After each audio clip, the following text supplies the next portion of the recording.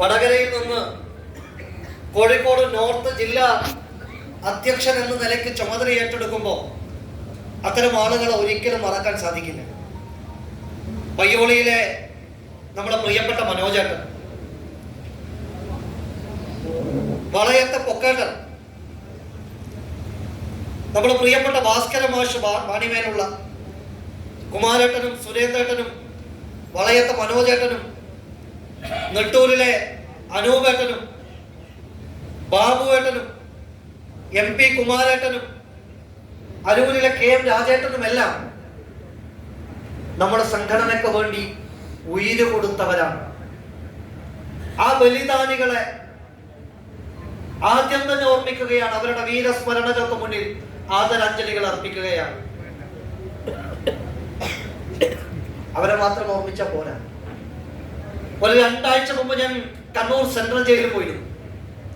ഇടയ്ക്കൊക്കെ സമയം കിട്ടുമ്പോൾ അവിടുത്തെ സംഘപരിവാർ പ്രസ്ഥാനങ്ങളിൽപ്പെട്ടതുകൊണ്ട് മാത്രം വിവിധ കള്ളക്കേസുകളിൽപ്പെട്ട് തടവ് ശിക്ഷ അനുഭവിക്കുന്ന ആളുകളുണ്ട്. അവരെയും പോയി കാണാറുണ്ട്. ഏകദേശം 56ഓളം പേർ ഇന്ന് കണ്ണൂർ സെൻട്രൽ ജയിലിൽ കിടക്കുന്നുണ്ട്.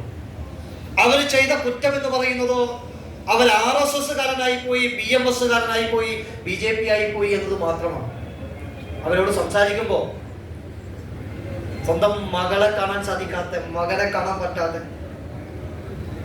അച്ഛനും അമ്മയെയും കാണാൻ സാധിക്കാതെ, ജീവിതത്തിന്റെ ഓരോ നല്ല സൗഭാഗ്യങ്ങളും അനുഭവിക്കാൻ സാധിക്കാതെ ഈ സംഘടനയ്ക്ക് വേണ്ടി ജയിലിൽ കിടക്കുന്നവരാണ്. നമ്മുടെ ബലിദാനികളെയും ആ ത്യാഗം അനുഭവിക്കുന്നത് അവരെയും ഓർമ്മിക്കാതെ എങ്ങനെയാണ് ഒരു ചുമതല ഏറ്റെടുക്കാൻ സാധിക്കുക? കല്യാണത്തിന്റെ തലേ ദിവസം പോലീസ് പിടിച്ചോണ്ടുപോയത്, PSC സർക്കാർ ജോലി ഉറപ്പായും അഡ്വൈസ് മെമ്മോ കിട്ടി സർക്കാർ ജോലി ഉറപ്പായ സമയത്തും കള്ളക്കേസിൽപ്പെട്ട് ജയിലിൽ കിടക്കുന്നവർ. നമ്മൾ ഈ AC മുറിയിൽ ഇരുന്ന്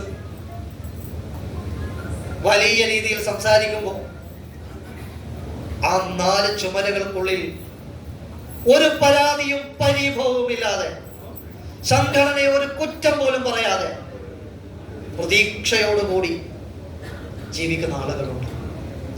ആ ബലിദാനികൾ നമ്മുടെ സംഘടനയ്ക്ക് വേണ്ടി ഇപ്പോഴും ജയിലിൽ കിടക്കുന്നവർ, അവരായിരിക്കണം നമ്മുടെ മനസ്സിലുണ്ടാകേണ്ടത്.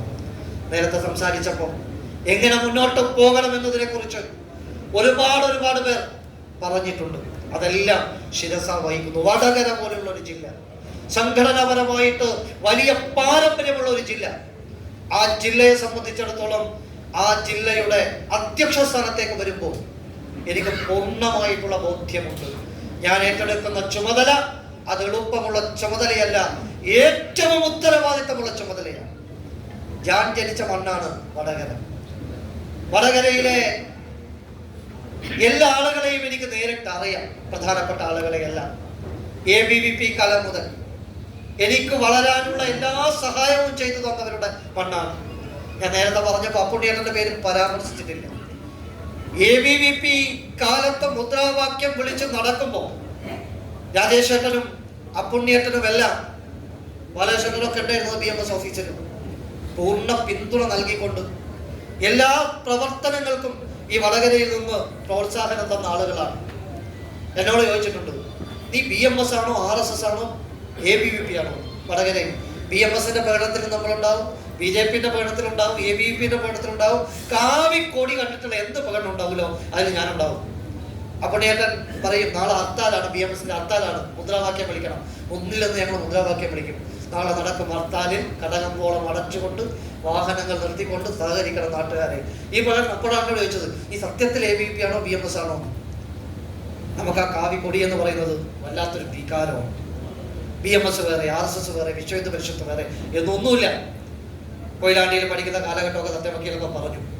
ഒരുപാട് അനുഭവങ്ങൾ ഒരുപാട് പേർ ചേർത്ത് നിർത്തിയത് കൊണ്ടാണ് യുവമോർച്ചയിലേക്കും ഇന്നിപ്പോൾ പാർട്ടിയുടെ ചുമതലയിലേക്കും എല്ലാം എത്തിപ്പെടാൻ വേണ്ടി സാധിച്ചിട്ടുള്ളത്.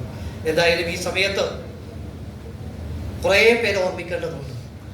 വടകരയിൽ നമുക്ക് ചുള്ളിയിൽ നാരായണേട്ടനെ ഒരിക്കലും മറക്കാൻ സാധിക്കില്ല.